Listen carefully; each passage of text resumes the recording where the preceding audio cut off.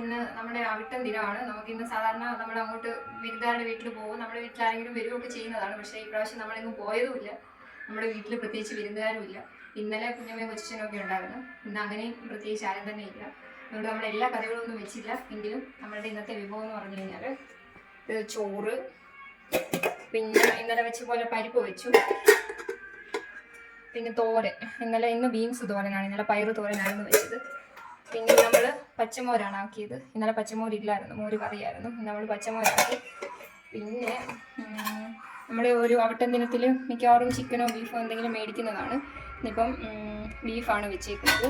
അതേപോലെ പിന്നെ കപ്പയും വെച്ചു. പിന്നെ നമ്മൾ വീട്ടിൽ ഒരല്പം സാമ്പാർ കൂടെ വയ്ക്കാമെന്ന് വെച്ചു. അങ്ങനെ സാമ്പാർ വെച്ചു. എൻ്റെ അമ്മ വെച്ച സാമ്പാറാണ്. പിന്നെ നമ്മുടെ കഴിഞ്ഞ ദിവസത്തെ ഇഞ്ചിയൊക്കെ ഏകദേശം ഫിനിഷ് ആവാറായി കുറച്ച്. പിന്നെ അതേപോലെ അച്ചാറൊക്കെ ഇരിപ്പുണ്ട്.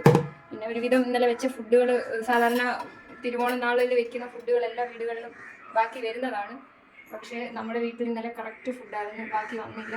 അതുകൊണ്ട് തന്നെ നമ്മൾ ഇന്നെല്ലാം പുതിയതായിട്ട് വെക്കേണ്ടി വന്നു കേട്ടോ. അപ്പോൾ അത്രയേ ഉള്ളൂ. എല്ലാവർക്കും അവിട്ടം ദിനാശംസകൾ.